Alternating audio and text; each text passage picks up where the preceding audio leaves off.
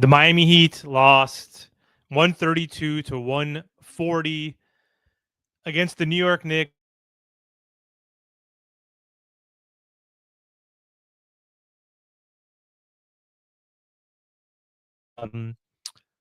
Frustrating loss for the Miami Heat after winning 3 games in a row. The Miami Heat are on a 2-game losing streak.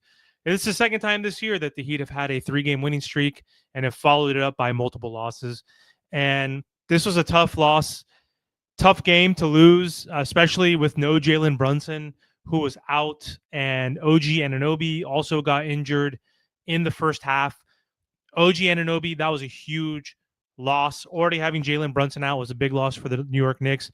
But OG Anunoby, as a two-way player, his impact on the court as a two-way player is huge for the New York Knicks. They mentioned on the broadcast that his plus minus is insane. Like when he's on the court, like the Knicks are a plus 40 or something. Like it's insane. So losing him was a big blow for them, but it didn't really matter because the Miami Heat shit the bed tonight. And especially on the defensive end, I mean, it was a close game. It was a back and forth battle. The Miami Heat just weren't able to get it closer than 2 points, I believe, in that fourth quarter.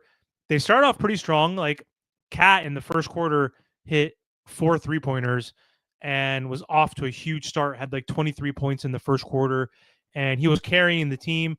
What's his name?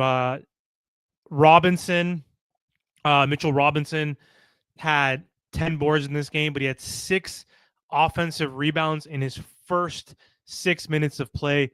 Rebounding wasn't the biggest issue tonight, but it was still an issue. We lost the rebounding battle. They had more offensive rebounds. They had more total rebounds. They got way more second chance opportunities because of that. Because we had more turnovers, we continue to turn the ball over at a high clip. And tonight wasn't that bad. Like the night before against the Cavs, I think we had 21 turnovers. Tonight it wasn't as bad. We only had 11, but we still lost the turnover battle 11-8. Like we need to take care of the ball and rebound better.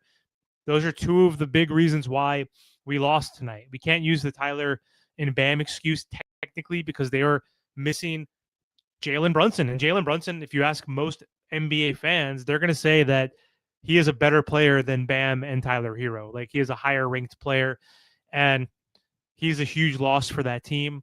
And again, losing OG like in the first quarter, I believe it was the first quarter. I could be wrong. Could have been the second quarter, but yes, the Miami Heat desperately need Tyler Hero and Bam Adebayo. They desperately need Bam Adebayo more so because Norman Powell continues to play spectacular basketball for the Miami Heat and has been contributing a ton and has been our go-to number one option. And it's been amazing, simply amazing this year. He's playing at an all-star level. I think he's going to be an all-star. My boy Van Lee over here, he says, confess your Norm Powell sins, Amir. I said that Norm Powell should come off the bench when Tyler comes back. And this was early on in the season, Van. You know that I said this like the first week of the season. But my thought process was that Tyler would never come off the bench. They would never bench Tyler. Maybe they would consider putting Powell on the bench just so we can have Davion continue to start because we wanted the plus defender next to Tyler. But obviously that's not going to happen. When Tyler comes in, Davion's definitely moving to the bench. Shaniqua Steele says, hi, how are you? Van Lee says, Norm Powell is definitely an all-star. I love his efficiency. Your Cousins and Clippers fans are crying literal blood. They miss him so badly. Yeah, I totally agree. I think he's looking like an all-star so far this season. He's been one of our best players, if not our best player. And it just shows right now that a Tyler Hero, and no shame to Tyler Hero. I'm not here to talk shit on Tyler. He hasn't played this year, but a Tyler Hero is replaceable. Like finding a scorer in this league, that is doable. But finding a Bam Adebayo, a 6'9", 6'10" power forward center who can be your anchor defensively and who could still give you. He was averaging 22 points per game before he missed his last game where he left in the first quarter, only scored 2 points. So that knocked down his averages by a little bit. But Bam Adebayo, we need him for his rebounding and for his defense. Like Karl Anthony Towns is not going to do what he did tonight if Bam Adebayo is there. Karl Anthony Towns, I freaking hate that dude. All he does is cry and bitch on every single possession, thinks he's fouled every single possession, which is simply not true. Like that guy's like the biggest nobody all-star in the league. Like that guy is obviously talented and he fills up the box score. He's a great scorer, great shooter, but he doesn't really contribute to winning. The Knicks, in my opinion, have no shot. Like I'm sorry, like they have no shot. I'm not being a hater because I do hate the Knicks, obviously, but they're not beating the Thunder. They're not beating the Nuggets. They're not beating any of the West teams right now. They might not even beat the Heat if we played them in the playoffs.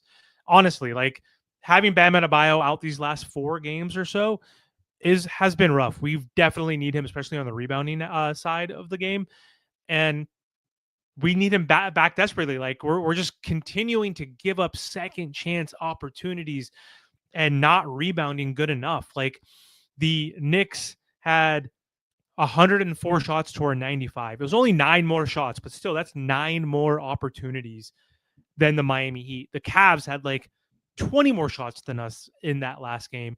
Like that has been a consistent theme, is getting out rebounded and turning the ball over, because we're scoring a shit ton of points. Like we couldn't even break 112 points a game last season. We averaged 110 points or 109 points per game last season.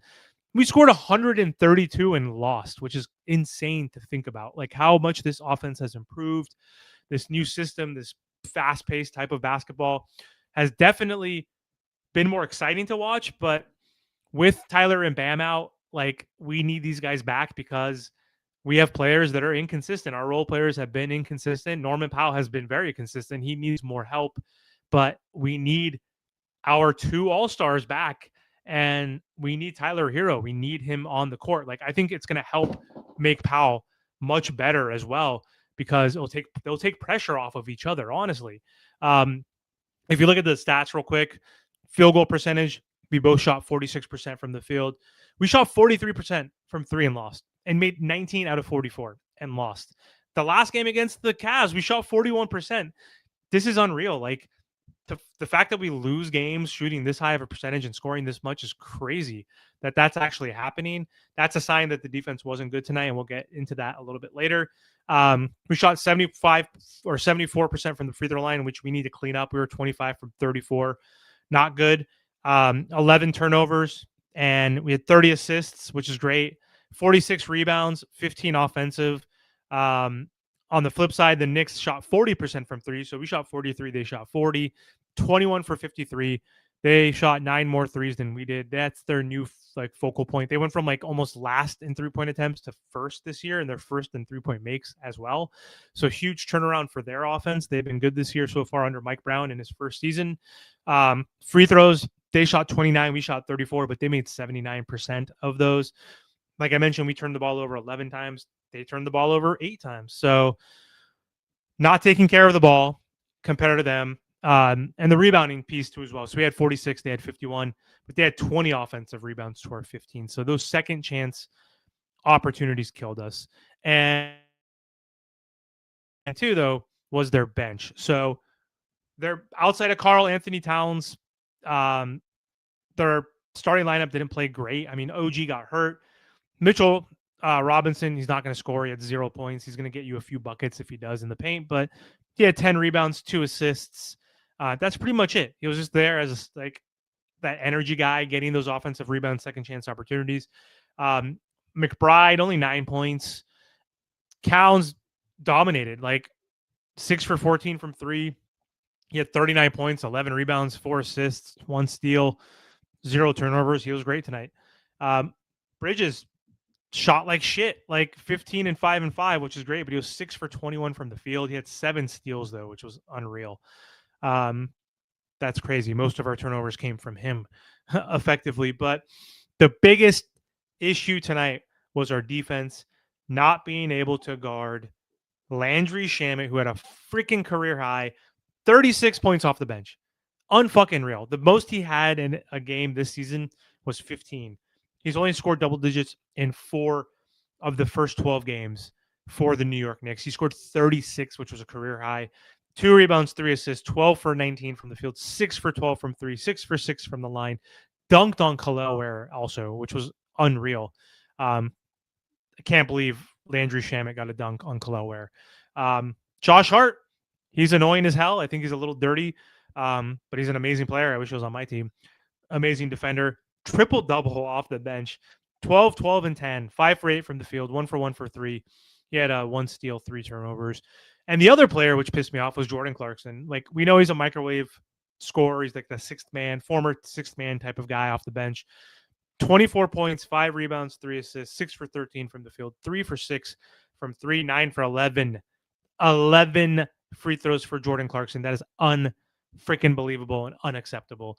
You cannot allow that to happen. His season high this season was 15.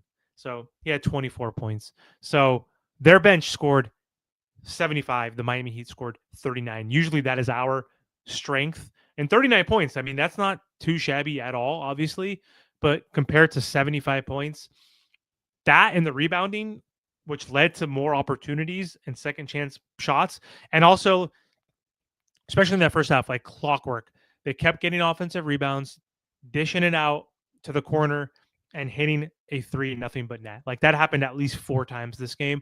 So Mitchell Robinson was huge. Like I said, 6 minutes. He had 6 offensive rebounds. So that was pissing me off. But it wasn't a horrible game for this Miami Heat team. I mean, we are missing Tyler and Bam, but I'm not using that excuse tonight because they were missing OG and Brunson, 2 of their best players as well. But offense looked good. I mean, like if we look at our box, Andrew Wiggins didn't have the best shooting game, especially from 3, but still solid numbers. I mean, 15, 7, and 3, 6 for 18 from the field, 1 for 6 from 3. That's the huge part. Like in the mid-range, he was fine. He just missed a lot of 3-pointers. He had 1 block, only got to the free throw line once, and he had 3 turnovers. He's been turning the ball over quite a bit this last week or so. He needs to clean that up. Kel'el Ware, man, he's been improving. No complaints to Kel'el. He looks energized right now. And 15 and 10, another double-double, 5 for 8 from the field, 1 for 2 from 3, 4 for 5 from the line. He had 3 blocks again, 1 steal. Like his blocks have been great. He still obviously tries to jump too much and block too many shots and gets off his feet. He's had his issues as well. I'm not going to blame him though. Like I think he's playing good enough right now for a second-year player who's only like 22 years old.